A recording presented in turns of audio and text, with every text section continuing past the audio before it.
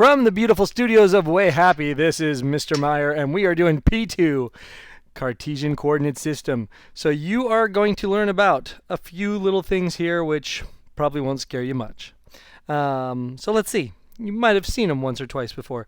You got a Cartesian plane. You got absolute value. You got distance formulas. You got midpoint formulas, equations, circles, applications. We'll say for class. So that is what we're going to talk about today. And let us begin. Cartesian plane. It's where you graph on an XY axis. So you have a number line where you graph stuff if you just have one variable. If you have two variables, we like to use what's called a Cartesian coordinate system or Cartesian plane. It's got quadrants. You know, there's quadrant 1 up here in the upper right-hand corner. And then it goes quadrant 2, quadrant 3, quadrant 4. Easy way to remember that is it makes the letter C for quadrant, right? Yeah, just let that sink in. Humor. All right, so it does, though. It makes the letter C. It kind of travels in this pattern. So that is what the quadrants are. You plot points. Remember, you got an x-axis, y-axis, and all that stuff, and I'm not going to bore you any farther. However, just make sure you know how to plot points and which one comes first. And that's it for the Cartesian plane. Now, what about absolute value?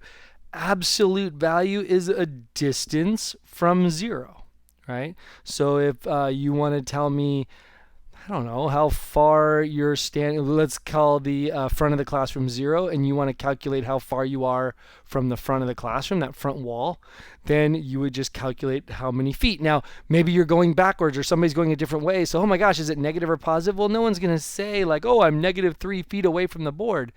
No, they're just going to tell you how far they are, and that's all absolute value is. It is the distance from 0 is what I always remember. So the nice thing about that is you just tell me how far a number is away from 0.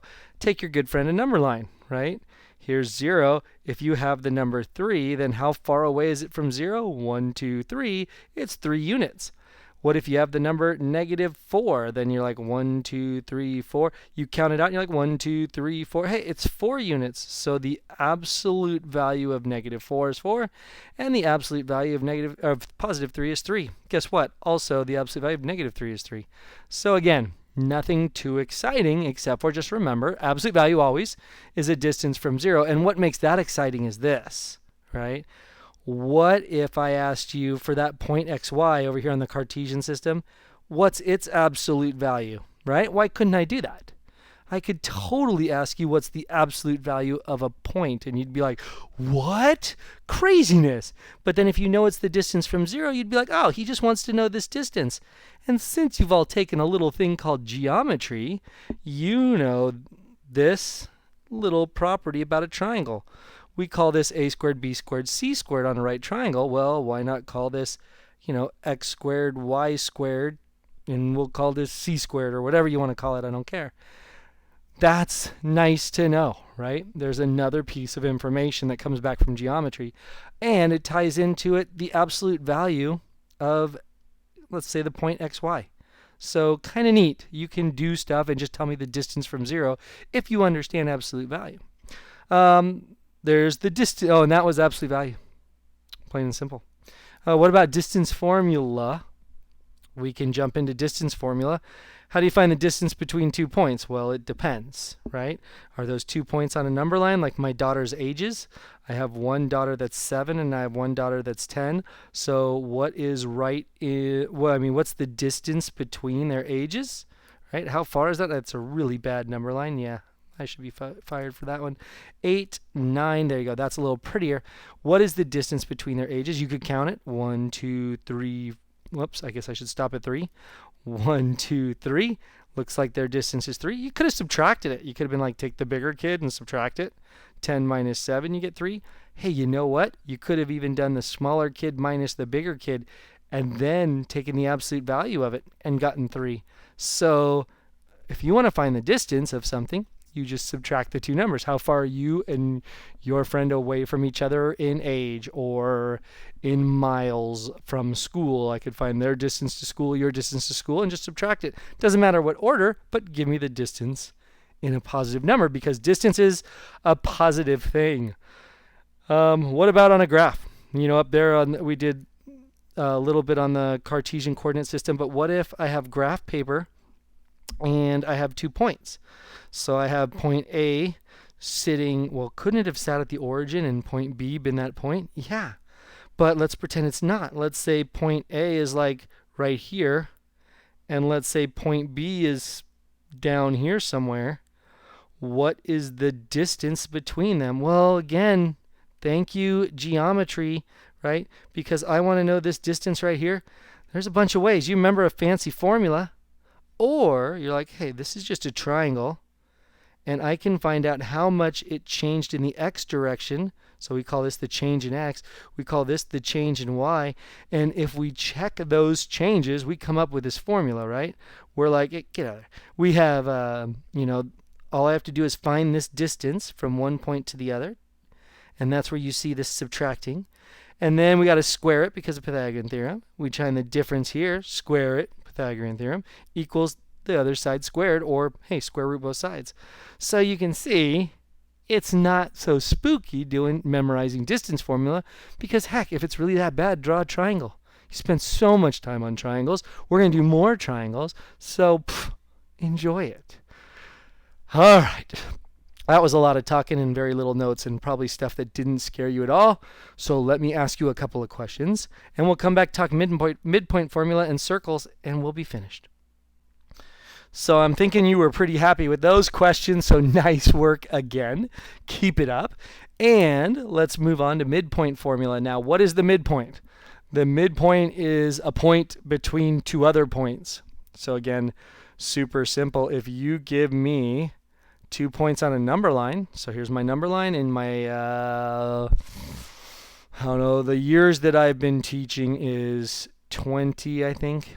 And the years that someone else, who I don't know, has been teaching has 7.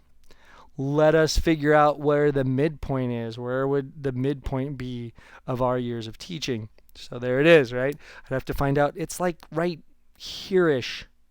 Right? It's like there, that number. Well, where is that number, right? Well, you got some options. You can go like up 1, you'd be like 8, and you go down 1 is 19. Nope, not there yet. They don't meet. And 9 and 18. I mean, that's a viable plan. Might take a long time if they're really far apart. So is there something better? Well, sure. Why don't we just find what we call the mean of those two numbers? There are a lot of kids throw around the word average, but there's a lot of types of averages, right? There's mean, there's median, there's mode. So which average are you talking about? So we're talking about the mean. How do you do it? Well, we got 2 numbers. So all I would do is take those 2 numbers, add them up, and divide by 2. That'll get me what's right in between. It'll say, hey, look, I went this far as 7. I went this far as 20. By the way, this is from my 0. If I add that up, I'd be, a little farther out. I'd be like right out here somewhere. And then we'll cut it in half, and we'll be right where we wanted to be. So that would be 27 over 2, which I think most of us would call is a 13.5. So either 13.5 or 13.5, depending on who we're talking to. And that is what we call the midpoint. Well, guess what? Crank it up a notch, right? What if I'm like so insane that I give you a X and a Y, and you're like, craziness, right? You're like the 0.22. There's A. It's at 2, 2. And then let's plot the point 5, -2. Oh, cray, right? One of them represents somebody at one point, and somebody represents somebody at another point, right? 2 people in the quad, and we're like, where should we meet? And I'm like, well, you should meet right in the middle. That would be fair. And you're like, okay. So then I get the quad, I lay it all out, and I look at these 2 points, and I say, where would the middle be? Well, I need to find that midpoint, which to me, eyeballing, I don't know, looks like what? Where would you guys guess? Probably like around here somewhere? Yeah. Maybe in there-ish, somewhere in that yellow region. I'm feeling pretty good, but let's find out how we do it. Well, let's look. Let's look at their x values and find the middle of their x values. 2 plus 5 is 7. Cut that in half is 3.5. So I'm like, the midpoint would be 3.5, comma. Now, what about the other way? 2 plus 2 is 4. And cut that in half. I would get 2. So 3.5 comma 2. And that does not sound right at all. Why does that not? Oh, because, do you see my mistake? This can't be 5.2. What kind of goofball calls that 5.2? That's 5 negative 2. See? I just felt my grain. I just felt my brain growing. Did you? I think you guys might even heard it. It was like all this beautifulness. But I ran into a mistake and I said, that doesn't make sense, right? And all of a sudden, look what happens. 3.5, 0. 3.5 right there in my yellow region. That's the midpoint. Makes total sense now when 3.5, 2 didn't make sense. You know, you could really start to really enjoy this stuff, I believe. All right, so that's midpoint. Add them up, cut it in half pretty much. And it makes nice sense. And I like to draw a picture to make sure the numbers add up where they should be. All right, last but not least, what about standard form of a circle?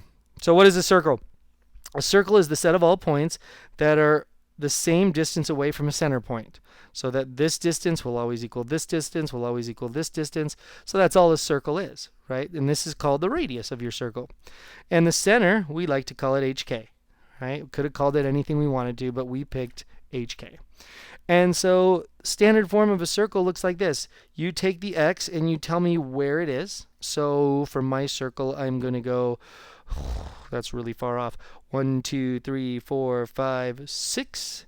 So I went left 6, so my h is negative 6, so it's actually going to be plus 6 in here, squared. Plus, now my y's, what do you want to call that? 1, 2, 3, 4, 5, also 6. Yeah, also 6. So this time it's positive 6, so a k would be a positive 6, so I'm going to put a positive 6 there.